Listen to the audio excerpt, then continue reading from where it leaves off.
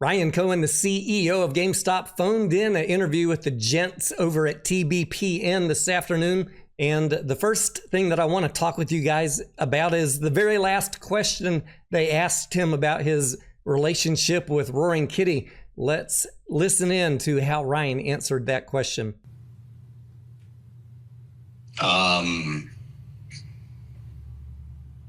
Ask him.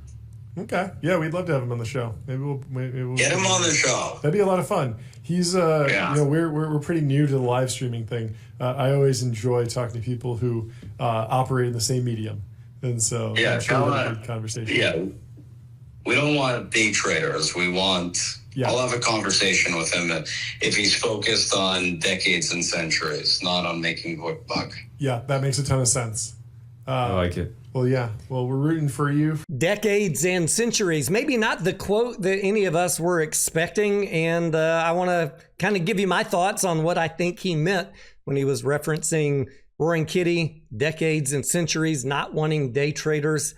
And then I want to hear from you guys down in the comments. Do you agree with me? What do you think Ryan Cohen meant? GameStop closing the day today, pretty much flat, $23.37. Ryan Cohen's interview was during the last hour of market trading, and that interview and that question about Keith Gill wrapped up right about the time that the market was closing officially for the trading day. And, here's my thoughts. I haven't talked a whole lot about what I thought Keith Gill did with his GameStop position, but I think, anyways, we got a little bit of a clue today that those of us that think Roaring Kitty sold his position and then moved it over into Chewy and then ultimately exited that Chewy position, we know that second part at least from the 13G filings. I kind of think that Ryan Cohen was insinuating today that he doesn't like that type of in and out large trading of his stock. And that is fine. Something I've been trying to counsel you guys is understand how Ryan Cohen is transforming this company with the sale of 2 rounds now of convertible bonds, which tend to tamp down the volatility in the trade. And now with the issuance of warrants also providing another dilution overhang if the price runs up past the exercise price of those convertible bonds, Ryan Cohen is setting this company up for long-term success. And I think he's, in the nicest way possible, telling those of you that are expecting a MOAS or rockets tomorrow, as you see the thumbnails from the pumper channels that cover GameStop, that type of mentality is not really welcome at GameStop anymore from the CEO. He doesn't want you guys having this constant bothering him about when MOAS, when MOAS, when MOAS.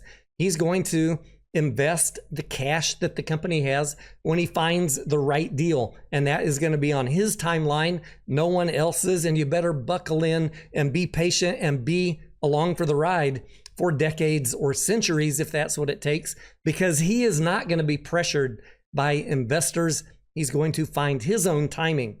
And I have no problem with that. I think that is a great strategy. That is one reason I've encouraged you guys to understand the trade, understand how it's changed, understand the institutional investors that are in this play now, $4 billion worth of convertible bonds, that their motivations and the way that they're going to trade this stock are very different than what you think, how you think, or what you're being told by the pumpers on YouTube and social media. These bond traders do not think like retail stockholders. They do not think like retail stockholders. And if you have any doubts, go find some real professional bond traders and talk to them, and you'll start to understand what I'm trying to teach you here. I'm totally cool with Ryan Cohen's plan. Find a good entry, buy cheap. It's still a speculative trade until GameStop posts several quarters of growing revenues and increasing earnings, and hopefully they will, or until they do something with the cash. And I am mostly in this trade to wait it out and see what Ryan Cohen does with the cash. And I'm personally fine with however long it takes. I've got not my whole existence, not my whole life, not my whole persona, and definitely not my whole portfolio tied up in one stock. Guys, always have a diversified portfolio. Don't put all of your eggs in one basket, because the CEO might have his own timeline. And if that doesn't match yours, then you could be sitting on a stock that trades flat for some time. If you're fine with that, then carry on.